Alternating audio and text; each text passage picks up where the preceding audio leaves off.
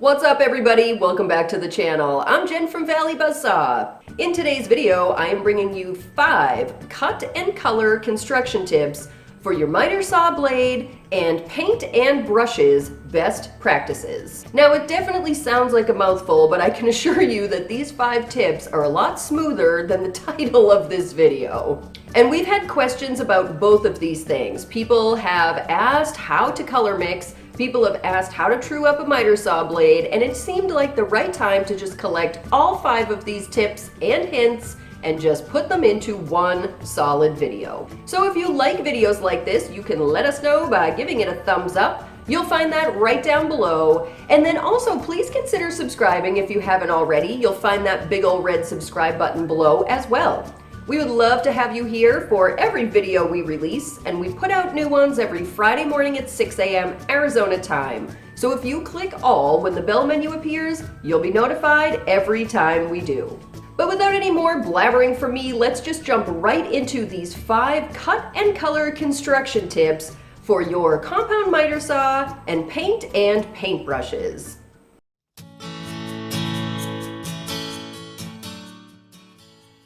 The secret to color mixing and matching is all about the main color in question. Other than some tertiary colors, the rainbow of colors breaks down into 6. Red, orange, and yellow, the warm shades, as well as green, blue, and purple, your cool tones. And if you want to get technical, there are really only 3 colors, the primary colors of red, yellow, and blue. Any and every color you want to make comes from those 3 shades. Mixing red and yellow yields orange, yellow and blue together you'll get green, red and blue purple, and so on. Now, in the world of paint, we also have 2 shades to adjust the brightness and saturation of those tones, and those colors are white and black. Again, technically not considered colors, but the full saturation or complete lack of saturation of all the other colors based on light. As a faux finisher, I have to consider the piece I'm trying to match with paint. To color match something like a wood table, for instance, I first need to determine the base shade of the piece. In this example, I'd look at 3 colors: yellowish, reddish, and blackish. Using those 3 colors alone, I should be able to get any and all tones that you see in this piece. For example, the main color may look like a deep orangey red.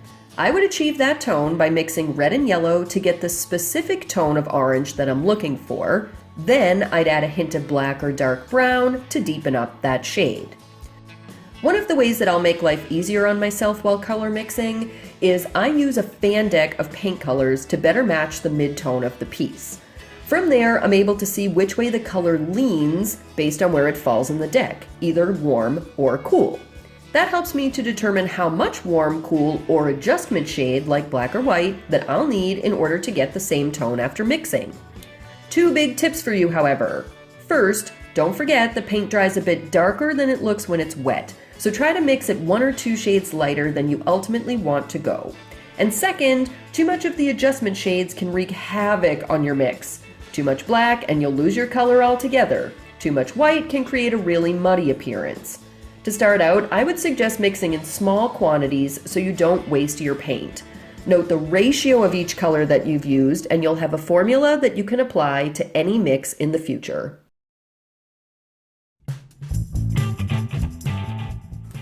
The first step in replacing a saw blade is safety first. Make sure it is not plugged in. The next thing we're going to do is we need to take the safety gear off so that you can access the blade. And it's different on each saw, but this saw, it's just a couple of screws.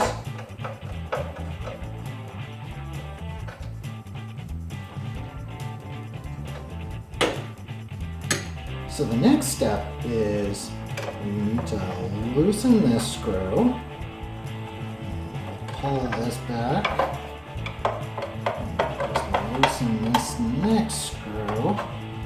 And the goal of this is to move this out of the way and expose the bolt for the saw blade. So next, there is a button for most saws that is going to be on the back side that keeps the blade from moving. And most saws come with their own wrench. And unlike most bolts, this one goes righty-loosey, lefty-tight. So don't do that anymore.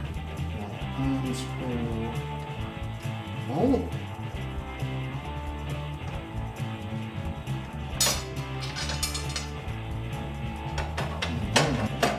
And there, the whole blade comes loose. And we'll hang on to this because this is what is going to clamp in the new blade.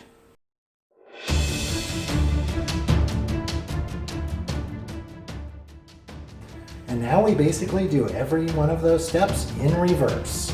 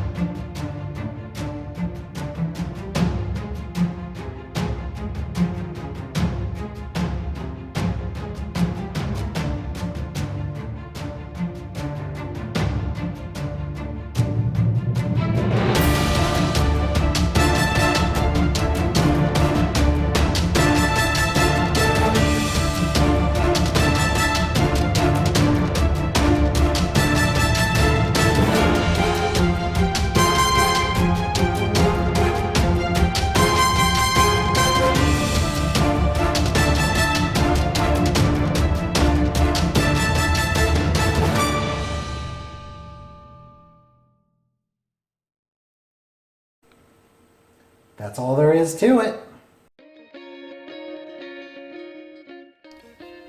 One of the things that I really like to use is an angled brush. It's because of the point. That point will allow me to get directly down into the corner. For example, let's get a little paint on the brush here. I like to hold the brush with my finger out here, and generally speaking, the rest of my fingers back in this region here. That allows me to come in and get a nice placement at the point so that I know I'm getting all the way directly down into that corner. Then, my paint is not really saturated on the brush yet. That's step one, saturate the brush.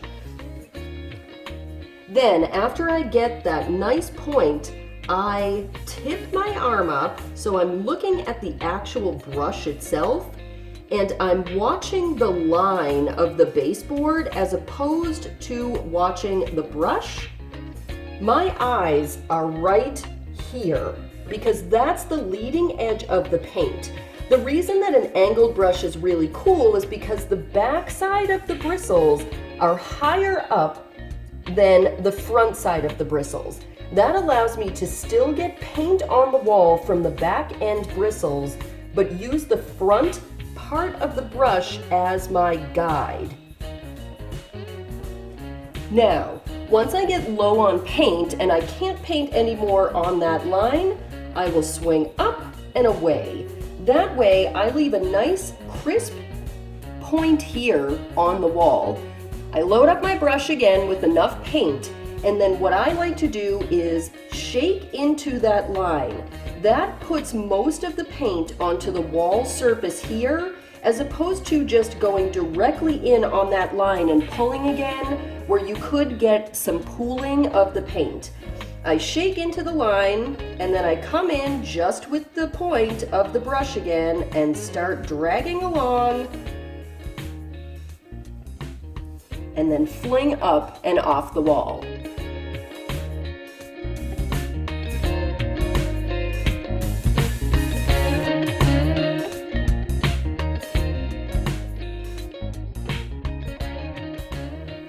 Now, in corners, what I like to do is round out any paint so there are no drag marks and there's no discernible big, huge line of paint anywhere.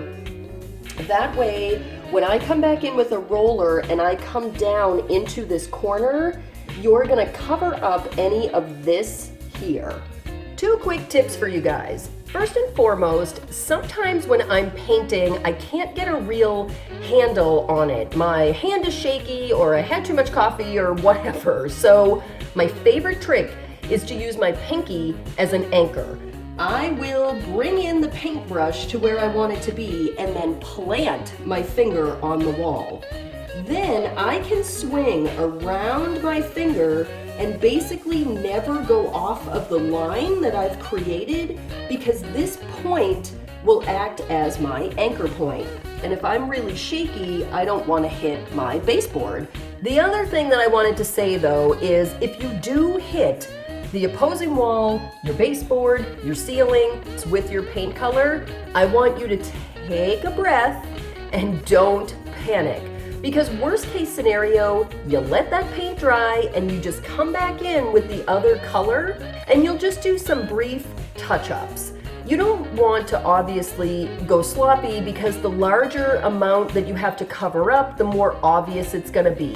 But the occasional oops onto your baseboard here, you will have no problem throwing some white paint over that in a couple of very small coats with just a little artist brush, and you should be able to touch that up with no problem. On a compound miter saw, there are two angles that need to be trued up, and I'll use my metal speed square to ensure that we're at 90 degrees on those two angles.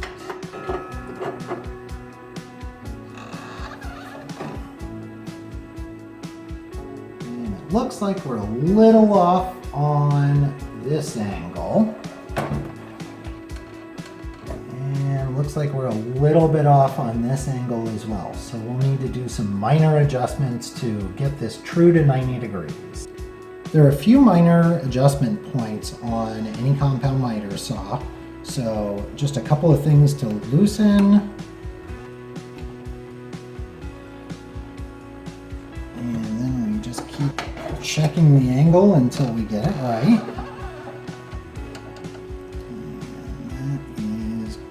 And there's one additional right here. Just tighten it back again.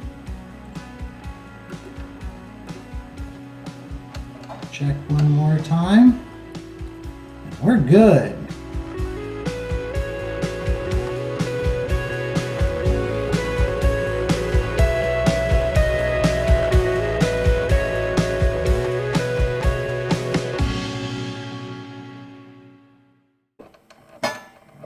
Perfect.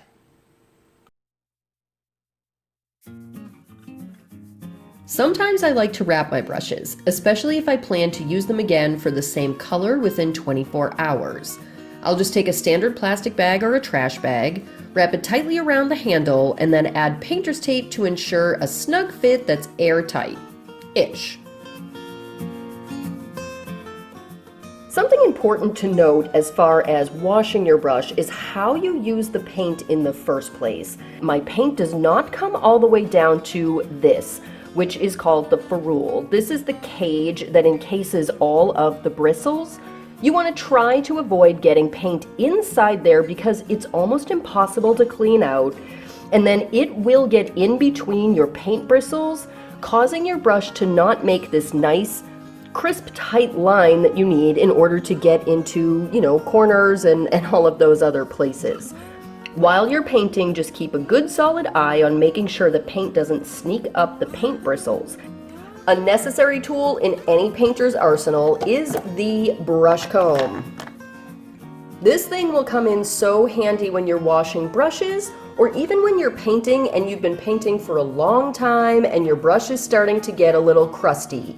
All you do is run these tines through the bristles, either underwater if you're washing, or over the paint bucket if you are still painting.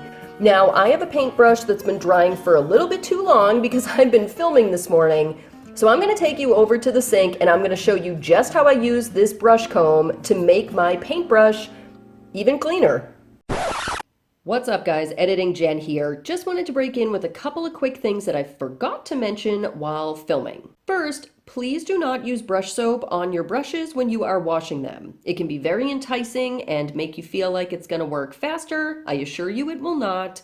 And the only thing you'll be doing is possibly leaving a film behind on your bristles. That can impact the brush as well as your paint that's going up on the wall, so just don't do it.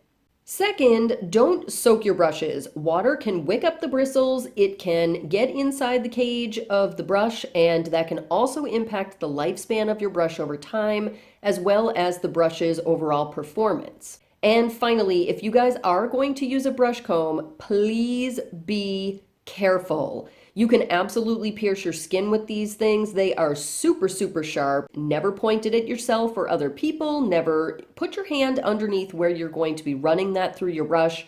They're very dangerous, very sharp. So I just wanted to briefly touch on that and point that out. And now back to the video. I use the hottest water I can stand and first let it run over the brush to loosen things up. Then I use various motions with the bristles while under the running water. I'll gently bend, fling, swirl, and scrub to make sure I get all the paint out. And I make sure to use gentle pressure so I don't destroy the bristles. I know a brush is clean when the water from the bristles runs clear. Next up is the brush comb, and this paint has dried and you can see that the bristles are getting a little clogged. I'll take my brush comb, I'll run the brush under the water with the brush comb, and you can see immediately there's a difference. The bristles have started to separate, and that comb is helping to push that paint out of the bristles. Now that I've got the combing done, there's not much more I can do with the brush comb, so I just shake that out and I leave that to dry. Then I go back in with my gentle scrubbing pressure and I do the same thing that I did with the other brush. You'll also notice I'm not holding the brush like this to clean it. That's because you're going to get water up inside the cage and that can actually impact the bristles' stability over time. To get the excess water out of the brush, you can either just shake it down like this, you can tap it, or you can push and smush the water out by flattening out and tightening up this angled cut. And I try to always dry my brushes with the bristles facing down. So there you have it. I hope you found some or all of these 5 cut and color construction tips useful. We love bringing you our DIY renovation and DIY projects. So if you liked the video, you can let us know by giving it a thumbs up, and you will find that right down below. Also, you can subscribe right down below. Please consider doing that if you haven't joined us already. We have a great time over here, and we would love to have you here for our next video. Don't forget to leave us a comment down below as well, letting us know which one of these tips was your favorite, or which one helped you learn something new. We had a lot of fun filming this one, and we hope you have a great weekend. Catch you guys in the next one. This thing's terrific for when you're actually washing your brushes, or if you're still trying to paint. Yep, that seems right. Okie dokie.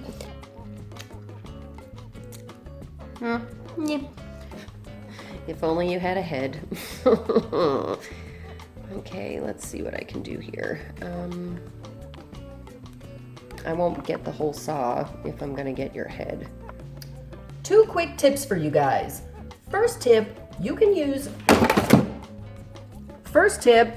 don't drop your light into your paint, because then you're me. Oh my. Okay, pausing, because I gotta clean this up before it burns. Great.